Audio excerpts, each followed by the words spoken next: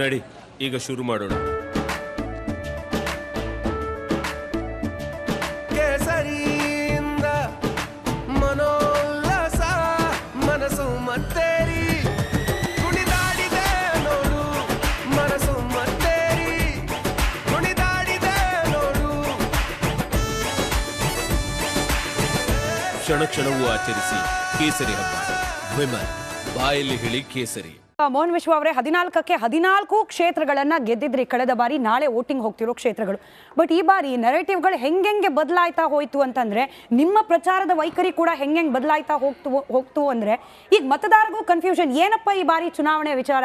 ಪ್ರಜ್ವಲ್ ರೇವಣ್ಣನ, ನೇಹಾ ಹತ್ಯೆನ, ಯಾವ ವಿಚಾರವನ್ನ ನಾವು ಗಮನದಲ್ಲಿ ಇಟ್ಕೊಂಡು ವೋಟ್ ಮಾಡಬೇಕು? ಕನ್ಫ್ಯೂಷನ್ ಆಗಿಲ್ವಾ ಮತದಾರರಿಗೆ? ನೋಡಿ ಸ್ಮಿತಾ, ಪ್ರಜ್ವಲ್ ರೇವಣ್ಣ ವಿಚಾರದಲ್ಲಾಗ್ಬೋದು, ನೇಹಾ ವಿಚಾರದಲ್ಲಾಗ್ಬೋದು, ಮತದಾರರಿಗೆ ಒಂದು ಕ್ಲಾರಿಟಿ ಬಂದಿರೋದು ಏನು ಅಂದರೆ, ಕಾಂಗ್ರೆಸ್ ಸರ್ಕಾರ ರಾಜ್ಯದಲ್ಲಿ ಅಧಿಕಾರಕ್ಕೆ ಬಂದರೆ ಯಾವ ರೀತಿ ಕಾನೂನು ಸುವ್ಯವಸ್ಥೆ ಹಾಳಾಗುತ್ತೆ. It is very crystal clear. ಅದಕ್ಕೆ ಇನ್ನೊಂದು ಆ್ಯಡ್ ಮಾಡಬೇಕು ಅಂದರೆ, ಇದೇ ನೇಹಾ ಪ್ರಕರಣದಲ್ಲಿ ನೇಹಾ ಅವರ ತಂದೆ ಸಿದ್ದರಾಮಯ್ಯ ಸರ್ಕಾರದಲ್ಲಿ ನಂಬಿಕೆ ಇಲ್ದಿರನೇ ಗೃಹ ಸಚಿವರಾದ ಅಮಿತ್ ಶಾ ಅವರಿಗೆ ಮೆಮೊರಾಂಡಮ್ ಕೊಟ್ಟಿದ್ದು, ನೀವು ನನಗೆ ನ್ಯಾಯ ಕೊಡಿಸಿ ಅಂತ ಹೇಳಿ. ಸ್ವತಃ ಕಾಂಗ್ರೆಸ್ಸಿನ ಕಾರ್ಪೊರೇಟರ್ ಅವರು ತಮ್ಮ ಮಗಳಿಗಾದ ಅನ್ಯಾಯದ ವಿಚಾರವಾಗಿ ಇವ್ರ ಮೇಲೆ ನಂಬಿಕೆ ಇಲ್ಲ ಅಂತೇಳಿ ಮೆಮೊರಾಂಡಮ್ ಕೊಟ್ಟಿದ್ದವರು. ಹೇಳಲೇಬೇಕಲ್ಲ. ಆಮೇಲೆ ಪಾಪ ರಾಜಕಾರಣದಲ್ಲಿ ಇವ್ರ ವಿಷಯದಲ್ಲಿ ಇವ್ರು ಏನೇನ್ ಮಾಡ್ತಾರೋ ಯಾರಿಗೂ ಗೊತ್ತು, ಹೇಳಲೇಬೇಕಲ್ಲ, ಹೇಳಿದಾರೆ ಅಷ್ಟೇ. So it is very crystal clear. Law and order ಯಾವ ರೀತಿ ಕುಸಿದೆ ಅಂತ ಹೇಳ್ಬಿಟ್ಟು ಈಗ ನಮ್ಮ ನಟರಾಜ್ ಗೌಡ್ರು ಹೇಳಿದ್ರು ಏನಂತ, ಕೇಂದ್ರ ಸರ್ಕಾರ ಅವರು ಪರಾರಿ ಆಗೋದನ್ನ ನೋಡ್ಕೊಬೇಕಾಗಿತ್ತು ಅಂತ ಹೇಳ್ಬಿಟ್ಟು. ಸೊ ಅಲ್ಲಿಗೆ ಅವರೇ ಒಪ್ಕೊಂಡಂಗೆ ಆಯ್ತು, ಅಲ್ಲಿಗೆ ರಾಜ್ಯ ಸರ್ಕಾರ ಆಗೇನ್ ಲಾ ಅಂಡ್ ಆರ್ಡರ್ ಅಲ್ಲಿ ವೀಕು, ನಾವು ಪರಾರಿ ಆಗೋದನ್ನ ಹಿಡಿಯೋದಕ್ಕೆ ಕರ್ನಾಟಕ ಪೊಲೀಸರು, ಕರ್ನಾಟಕ ಸರ್ಕಾರ ವಿಫಲವಾಗಿದೆ ಅಂತ ಹೇಳಿ ಅವರು ಒಪ್ಕೊಂಡಂಗೆ ಆಯ್ತು. It's very crystal clear. Amit Shah ಅವರು ಅಷ್ಟೇ ಇವತ್ತು ನಿಮ್ಮ ಚಾನಲ್ಗೆ ಕೊಟ್ಟಂತ ವಿಷಯದಲ್ಲಿ ಪ್ರಸ್ತಾಪ ಮಾಡ್ಬೇಕಾರೇನೋ ಅದೇ ವಿಷಯನ ಇಂಡೈರೆಕ್ಟ್ ಆಗಿ ಹೇಳಿದವರು. ಯಾವ ರೀತಿ ಇವರು ಈ ವಿಷಯಗಳನ್ನ ಚುನಾವಣೆಗೆ ಬಚ್ಚಿಟ್ಕೊಂಡಿತ್ತು, ಅವರ ಚುನಾವಣಾ ಲಾಭಕ್ಕೋಸ್ಕರ ಇದೆಲ್ಲವನ್ನ ಕೂಡ ಈಗ ಇದಕ್ಕೆ ಇನ್ನೊಂದು ಹೇಳ್ತೀನಿ ಕೇಳಿ. ಏನಾಯ್ತು ಅಂತ ಹೇಳಿದ್ರೆ, ನೀವು ಫಸ್ಟ್ ಫೇಸ್ ಆಫ್ ಎಲೆಕ್ಷನ್ಸ್ ನೋಡಿದ್ರೆ ನಿಮಗೆ ಇವ್ರೇನೋ ಅನ್ಕೊಂಡ್ಬಿಟ್ಟಿದ್ರು, ಇವ್ರ ಅಪಪ್ರಚಾರಗಳು ಮಾಡಿದ ತಕ್ಷಣ ಅಲ್ಲಿ ವೋಟಿಂಗ್ ಪರ್ಸೆಂಟೇಜ್ ಕಡಿಮೆ ಆಗೋಗ್ಬಿಡುತ್ತೆ, ಕಾಂಗ್ರೆಸ್ ಲಾಭ ಆಗ್ಬಿಡುತ್ತೆ ಅಂತ ಹೇಳ್ಬಿಟ್ಟು. ಇವ್ರದ್ದು ಸ್ಟ್ರಾಂಗ್ ಬೇಸಿನ್ ಇದ್ದಂತ ಹಳೆ ಮೈಸೂರು ಭಾಗದಲ್ಲಿ ಈ ಸಲ ಕಳೆದ ಬಾರಿಗಿಂತನೂ ಹೆಚ್ಚು ವೋಟಿಂಗ್ ಆಗಿದೆ ಎಲ್ಲಾ ಕಡೆನೇನು. ಅದರಲ್ಲೂ ಬೆಂಗಳೂರು 2.5% ಎಕ್ಸ್ಟ್ರಾ ವೋಟಿಂಗ್ ಆಗಿದೆ. ಸೊ ಅದ್ರಲ್ಲಿ ಗೊತ್ತಾಗುತ್ತೆ ಈ ದೇಶದ ಜನತೆಗೆ ಯಾವ ರೀತಿ ಮೋದಿಯವ್ರ ಮೇಲೆ ನಂಬಿಕೆ ಇದೆ ಅಂತ ಹೇಳ್ಬಿಟ್ಟು. ಎಕ್ಸ್ಟ್ರಾ ವೋಟಿಂಗ್ ಆದ್ರೆ ಯಾರ್ಗ್ ಅಡ್ವಾಂಟೇಜ್ ಆಗುತ್ತೆ ಅಂತ ಇಡೀ ಜಗತ್ಗೆ ಗೊತ್ತು, ಇಡೀ ಮಾಧ್ಯಮ ಲೋಕಕ್ಕೆ ಗೊತ್ತು. ನಾನು ಅದನ್ನ ಹೇಳೋದ್ ಬೇಕಾಗಿಲ್ಲ, ಕೇಳಿಸ್ಕೊಳ್ಳಿ. ನಾನು ಹೇಳೋದು ಟ್ರಿಗರ್ ಪಾಯಿಂಟ್ ಬರೋವರೆಗೂ ಕೂಡ ನಾವು ಇದಮ್ಮಿತ್ತಮ್ ಅಂತ ಹೇಳಿ ಕಷ್ಟ. ಅದಿರ್ಬೋದು. ನಾನು ಹೇಳೋದು ಟ್ರಿಗರ್ ಪಾಯಿಂಟ್ ಅಲ್ಲ. ಒಂದ್ ನಿಮಿಷ ಅಲ್ಲ, ಯಡಳ್ಳಿ ಅವ್ರ ಬಗ್ಗೆ ಮಾತಾಡ್ಬೇಕು. ಅವ್ರು ಬಹಳಷ್ಟು ವಿಷಯಗಳು ಹೇಳ್ಬೇಕಾದ್ರೆ ಮಧ್ಯದಲ್ಲಿ ಕಟ್ ಮಾಡಿ ಎಡಿಟ್ ಮಾಡಿ ಹೇಳ್ತಾ ಇದ್ರು, ಆಯ್ತಲ್ಲ. ಬ್ರಿಜ್ ಭೂಷಣ್ ಅಲ್ಲ, ಅವ್ರು ಮಾತಾಡ್ಬೇಕಾದ್ರೆ ಮಧ್ಯದಲ್ಲಿ ವಿಷಯಗಳು, ಬ್ರಿಜ್ ಭೂಷಣ್ ವಿಷಯ ಹೇಳ್ಬೇಕಾದ್ರೆ ಬ್ರಿಜ್ ಭೂಷಣ್ಗೆ ಟಿಕೆಟ್ ಕೊಟ್ಟಿಲ್ಲ ಈ ಸಲ ಸ್ಪೆಸಿಫಿಕ್ ಆಗಿ ನಾವು ಬಿಜೆಪಿ ಅದನ್ನ ಹೇಳಿಲ್ಲ ಇವರು. ಅದು ಫಸ್ಟ್ ಪಾಯಿಂಟ್. ಎರಡನೇ, ಸಂದೇಶ್ ಖಾಲಿ ವಿಚಾರದಲ್ಲಿ ಬರೀ ಸುವೇಂದು ಅಧಿಕಾರಿ ಹೇಳಿದ್ರು, ಯಾಕೆ ಶಹಜಹಾನ್ ಬಗ್ಗೆ ಯಾಕೆ ಹೇಳಿಲ್ಲ? TMC ಅವನೇ ತಾನೇ ಅದ್ರ ಎಲ್ಲರಿಂದ ಇದ್ದಂತ ಮಾಸ್ಟರ್ ಮೈಂಡ್ ಹೆಣ್ಮಕ್ಳ ವಿಚಾರದಲ್ಲಿ ಯಾಕೆ ಅದ್ರ ಬಗ್ಗೆ ಪ್ರಸ್ತಾಪ ಮಾಡಲ್ಲ ಇವರು? ಕೇಳಿಸ್ಕೊಳ್ಳಿ,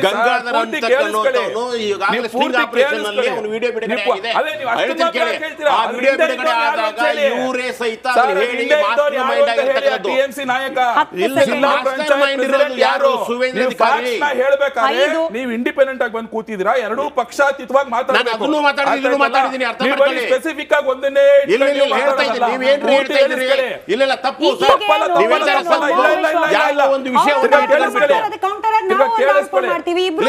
ದೇವರಾಜೇಗೌಡರ ವಿಚಾರ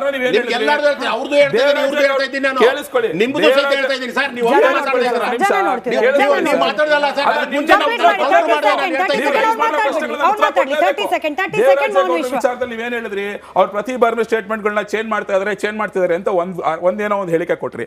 ಅದಾದ ನಂತರ ಎಲ್ಲಾ ಚಾನಲ್ಗೆ ಹೋಗ್ತಾ ಇದಾರೆ, ಕೊಡ್ತಾ ಇದಾರೆ ಅಂತ ಹೇಳಿದ್ರಿ. ನಿಮ್ಮ ಹತ್ರ ಆ ರೀತಿ ಮಾಹಿತಿ ಇದ್ರೆ ದಯವಿಟ್ಟು ಹೋಗಿ SIT ನೀವು ಮಾಹಿತಿ ಕೊಡಿ. ಅವ್ರು ಇಲ್ಲಿ ಬಂದಿದ್ದು ಅದಕ್ಕೆಲ್ಲ ಬೇರೆ ವಿಚಾರಕ್ಕೆ ಅಂತ ನಾ ಹೇಳೋದು.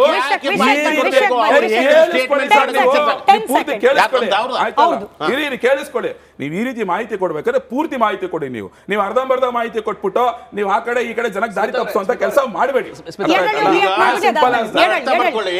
ಇದಕ್ಕೋಸ್ಕರ ಮಾಹಿತಿ ತೆಗೆದುಕೊಂಡು ಹೋಗುವ ಅಗತ್ಯ ಇಲ್ಲ ನಮಗೆ. ಅವ್ರ ಸ್ಟೇಟ್ಮೆಂಟ್ಸ್ ಗಳನ್ನ ಆರಂಭದಿಂದ ಇಲ್ಲಿವರೆಗೂ ಪ್ರತಿ ದಿವಸ ಅವ್ರು ಏನೇನು ಬದಲಾಯಿಸ್ಕೊಂಡು ಬಂದಿದ್ದಾರೆ ಅಂತ ಹೇಳೋದು ಚಿಕ್ಕ ಮಕ್ಕಳಿಗೆ ಗೊತ್ತಾಗುತ್ತೆ. ಏನು ಮೊದಲೇ ಸರ್ತಿ ಏನ್ ಹೇಳ್ತಾರೋ ಹೇಳಿದ್ರು ಅವರು, ಅರ್ಥ ಆಯ್ತಾ? ಅವನು ಕಾರ್ ಡ್ರೈವರ್ ಹೇಳ್ತಾನೆ, ಈ ಪೆನ್ ಡ್ರೈವರ್ ಉತ್ತರ ಕೊಡಿ. ನಾನು ಒಂದು ನಿಮಿಷ ನೀವೇ ಮಾತಾಡಿ. ಸರಿ, ಇಲ್ಲಿ ಇನ್ನೊಂದು ಪ್ರಶ್ನೆ ಅಷ್ಟೇ ಸಮಯ ಬೋರ್ಡ್ ನೀವು ಆಮೇಲೆ ಮಾತಾಡಿ. ಅಷ್ಟೇ ಇಲ್ಲ, ಇನ್ನು ಇಬ್ರು ಮಾತಾಡ್ತೀರಿ, ಇನ್ನು ಇಬ್ರು ಮಾತಾಡ್ತೀರಿ. ನೀವು ಹೇಳ್ತಾ ಇರೋದು ದೇವರಾಜೇಗೌಡರದು ಸ್ಟೇಟ್ಮೆಂಟ್, ಯಡಳ್ಳಿ ಅವರೇ, ಮೋಹನ್ ವಿಶ್ವ ಅವರೇ, ಯಡಳ್ಳಿ ಅವರ ಸ್ಟೇಟ್ಮೆಂಟ್ ಇಲ್ಲ ಕೇಳಿಸ್ಕೊಂಡು ನಾನು ಆಗ್ಲೇ ಹೇಳಿದೆ ದೇವರಾಜೇಗೌಡರ ಸ್ಟೇಟ್ಮೆಂಟ್ 10 ಸೆಕೆಂಡ್ ಅಷ್ಟೇ, 10 ಸೆಕೆಂಡ್ ಟೈಮ್ ಹಾಕಿ, 10 ಸೆಕೆಂಡ್ ಅಷ್ಟೇ. ದೇವರಾಜೇಗೌಡರು ಕಾರ್ತಿಕ್ ವಿಷಯ ಬಂದಾಗ ಇವಾಗ ದೇವರಾಜೇಗೌಡರ ಮೇಲೆ ಆರೋಪ ಇದ್ರೂ ಸಹ ಅವರು ಇಲ್ಲೇ ಇದ್ದಾರೆ, ತಲೆ ತಪ್ಪಿಸ್ಕೊಂಡು ಎಲ್ಲೂ ಹೋಗಿಲ್ಲ. ಅದೇ ಕಾರ್ ಡ್ರೈವರ್ ಕಾರ್ತಿಕ್ ಎಲ್ಲಿ ಹೋಗಿದ್ದಾನೆ ಹಾಗಾದ್ರೆ ದೇಶ ಬಿಟ್ಟು? ಬನ್ನಿ ಅವ್ನು ಬಂದು ಮಾತಾಡಿ. ನೀವು ಯಾರೋ ಒಂದು ದೇಶ ಬಿಟ್ಟು ನೀವು ಹೇಳಿದ ಅರ್ಥ ಆಯ್ತು. ನೀವು ಡಿ ಕೆ ಶಿವಕುಮಾರ್ ಅವ್ರ ಮೇಲೆ ಪರೋಕ್ಷವಾಗಿ ಆರೋಪ ಮಾಡ್ತಿದ್ರೆ ಅರ್ಥ ಆಯ್ತು. ಯಡಳ್ಳಿ ಅವರು ಸರ್ ಇವಾಗೂ ಸಹಿತ ನಾನು ಹೇಳ್ತಾ ಇರೋದು ದೇವರಾಜೇಗೌಡರು ಹೇಳಿದದೆ, ಕುಮಾರಸ್ವಾಮಿ ಅವರು ಹೇಳ್ತಿರೋದದೆ, ಮತ್ತೆ ಮತ್ತೆ ಅದೇ ವಿಚಾರ ಪ್ರಸ್ತಾಪ ಮಾಡಿ ನಾನು ಅದಕ್ಕೆ ಹೇಳಿದ ಪರೋಕ್ಷವಾಗಿ ಆರೋಪ ಹೇಳ್ತಿರೋದು ಅವರೇ ಇದ್ದಾರೆ ಅಂತ ಹೇಳ ಮತ್ತೆ ಅದೇ ಮಾತಾಡ್ತಾ ಯಾವುದೋ ಒಂದನ್ನ ಇಶ್ಯೂ ಇಟ್ಕೊಂಡು ಇಡೀ ರಾಜ್ಯದ ಶಾಂತಿ ಸುವ್ಯವಸ್ಥೆ ಹಾಳಾಗಿದೆ ಅನ್ನುವುದಿದೆಯಲ್ವಾ, ಈ ತರ ಮಾಡಿದ್ರೆ ಮಣಿಪುರದಲ್ಲಿ ಲೆಕ್ಕ ಹಾಕಿದ್ರೆ ಅಲ್ಲಿ ಇರ್ತಕ್ಕಂಥದ್ದು ಬೆತ್ತಲೆ ಮೆರವಣಿಗೆ ಮಾಡ್ತಾ ಇದ್ದಾರೆ, ರೇಪ್ಗಳು ಆಗ್ತಾ ಇದಾವೆ. ಯಡಳ್ಳಿ ಸರ್, ಒಂದು ಮಹಿಳೆ ಮೇಲೆ ದೌರ್ಜನ್ಯ ಆದ್ರೂ ದೌರ್ಜನ್ಯವೇ, ಅದು 2900 ಆದ್ರೂ ದೌರ್ಜನ್ಯವೇ, ಖಂಡಿಸಬೇಕು ಅದನ್ನ. ಅರ್ಥ ಮಾಡ್ಕೊಳ್ಳಿ, ಹಳ್ಳಿಗಳಲ್ಲಿ ಯುವಕರು ಗನ್ ಹಿಡ್ಕೊಂಡು ಕಾಯ್ತಾ ಇದ್ದಾರೆ ತಮ್ಮ ಹಳ್ಳಿಗಳನ್ನ. ಅಷ್ಟೊಂದು ಅಲ್ಲಿ ಸುವ್ಯವಸ್ಥೆ ಹಾಳಾಗಿದೆ. ಅಲ್ಲಿ ಬಿಜೆಪಿ ಸರ್ಕಾರ ಇದೆ.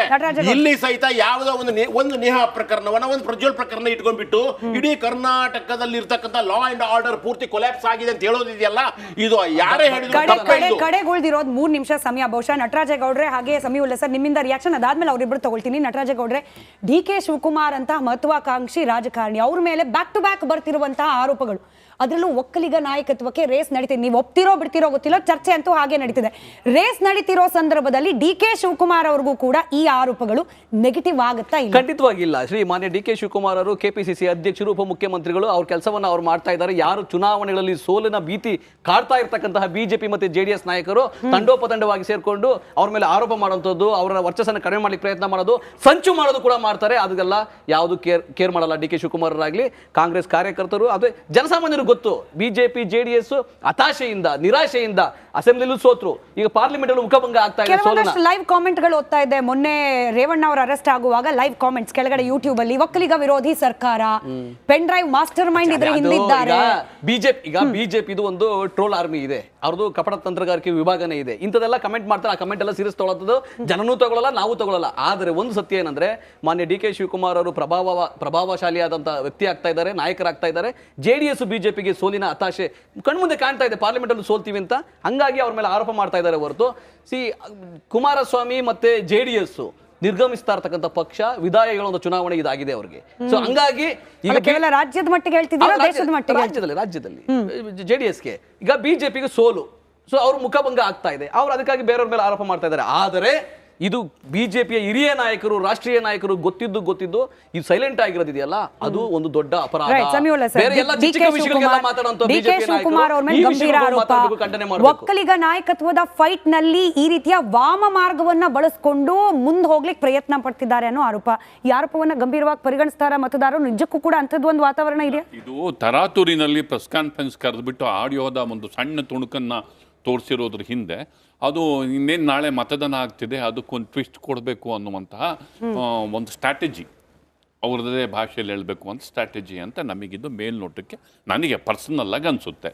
ಆಮೇಲೆ ಎರಡನೇದು, ಕಣ್ಣಿಗೆ ಕಾಣ್ತಾ ಇರೋವು ನಮಗೆ ವಿಡಿಯೋಗಳ ರಾಶಿ ಮತ್ತು ಅದಕ್ಕೆ ಸಂಬಂಧಪಟ್ಟಂತೆ ಪೆನ್ ಡ್ರೈವ್ಗಳಂತೆ ಹೀನಾಯ ರಾಜಕಾರಣದ ಮುಖಗಳು. ಅದು ಯಾರಾದರೂ ಆಗಲಿ, ಅದನ್ನು ಡಿಸ್ಟ್ರಿಬ್ಯೂಟ್ ಮಾಡಿದ್ದು ತಪ್ಪೆ, ಅದನ್ನು ಶೂಟ್ ಮಾಡಿದ್ದು ತಪ್ಪೆ, ಅದ್ರಲ್ಲಿ ಭಾಗವಹಿಸಿದ್ದು ತಪ್ಪೆ. ನಮ್ಮ ರಾಜಕಾರಣದ ಹೀನಾಯ ಮುಖಗಳು ನಮಗೆ ಕಣ್ಣಿಗೆ ಕಾಣ್ತಿವೆ. ಅಂಥದ್ರಲ್ಲಿ ಇದ್ಯಾವುದೋ ಅವರು ದೇವರಾಜೇಗೌಡರ ಜೊತೆಗೆ ಮಾತಾಡಿರುವಂಥ ಆಡಿಯೋ ಕಂಟೆಂಟ್ ಏನು ಗೊತ್ತಿಲ್ಲ. ಹೀಗಾಗಿ ಆ ಆಡಿಯೋ ಎಷ್ಟು ಮಟ್ಟಿಗೆ ಈಗಿನ ರಾಜಕಾರಣಕ್ಕೆ ಹೊಸ ತಿರುವು ಕೊಡುತ್ತೋ ನನಗೊಂದು. ಕುಮಾರಸ್ವಾಮಿ ಅವರು ಕೂಡ ಆರೋಪ ಮಾಡ್ಬಿಟ್ರು.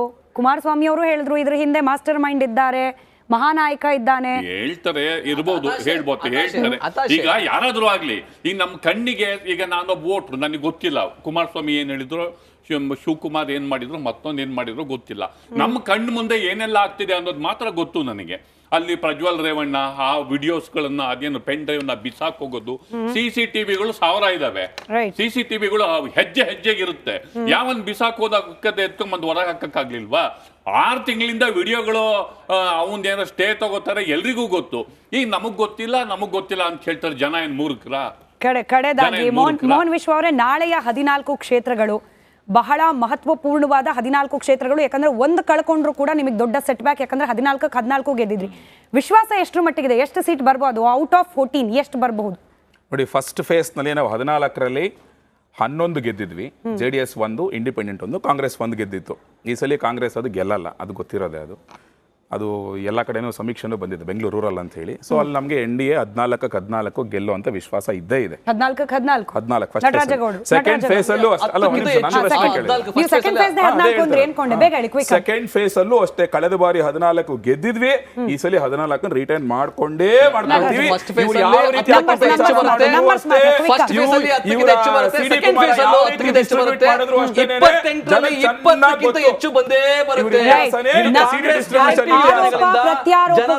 ಕಾಂಗ್ರೆಸ್ ಪರವಾಗಿದ್ದಾರೆ. ರೈಟ್. ಆರೋಪ ಪ್ರತ್ಯಾರೋಪಗಳು ಏನೇ ಇದ್ರೂ ಕೂಡ ಅದನ್ನ ಕೇಳಿಸ್ಕೊಳ್ಳಿ, ಜಡ್ಜ್ ಮಾಡಿ ನೀವು ಯಾರ್ದು ಸರಿ ಯಾರ್ದು ತಪ್ಪು ಅಂತ ಹೇಳಿ. ಮತದಾರರು ಪ್ರಜ್ಞಾವಂತರಿದ್ದೀರಿ. ಸರಿಯಾದ ವಿಚಾರಗಳಿಗೆ ಅಭಿವೃದ್ಧಿ, ನಿಮಗೆ ನಾಳೆ ಬೆಳಗ್ಗೆ ಎದ್ದ ತಕ್ಷಣ ಬೇಕಾಗಿರೋ ಕುಡಿಯೋ ನೀರು, ತಿನ್ಲಿಕ್ಕೆ ಬೇಕಾದ ಆಹಾರ, ರಸ್ತೆಯಲ್ಲಿ ಓಡಾಡ್ಲಿಕ್ಕೆ ಬೇಕಾದ ಸಂಚಾರ ವ್ಯವಸ್ಥೆ, ರಸ್ತೆ, ಮಕ್ಕಳ ವಿದ್ಯಾಭ್ಯಾಸ, ಪೌಷ್ಟಿಕಾಂಶ, ಬಡತನ ನಿವಾರಣೆ, ಈ ಥರದ ವಿಚಾರದಲ್ಲಿ ಯಾರು ಸೂಕ್ತ ಅಭ್ಯರ್ಥಿ ಅಂತ ನಿಮಗನ್ನಿಸ್ತಾರೆ ಅವರಿಗೆ ದಯಮಾಡಿ ವೋಟ್ ಮಾಡಿ. ಧನ್ಯವಾದ. ಚರ್ಚೆಯಲ್ಲಿ ಭಾಗಿಯಾಗಿದ್ದಕ್ಕೆ ಮರೀದೆ. ನಾಳೆ ಬೆಳಗ್ಗೆ 7ರಿಂದ ಸಂಜೆ 6 ಗಂಟೆವರೆಗೆ ಇರುವಂತಹ ಗೋಲ್ಡನ್ ಅವರ್ಸ್ ದಯಮಾಡಿ ಉಪಯೋಗಿಸ್ಕೊಳ್ಳಿ. ವೋಟ್ ಹಾಕಿ ಪ್ರಜಾಪ್ರಭುತ್ವದ ಹಬ್ಬದಲ್ಲಿ ಭಾಗಿದಾರರಾಗಿ. ನೋಡ್ತಾ ಇರಿ ರಿಪಬ್ಲಿಕ್ ಕನ್ನಡ, ಇದು ನಿಮ್ಮ ಧ್ವನಿ.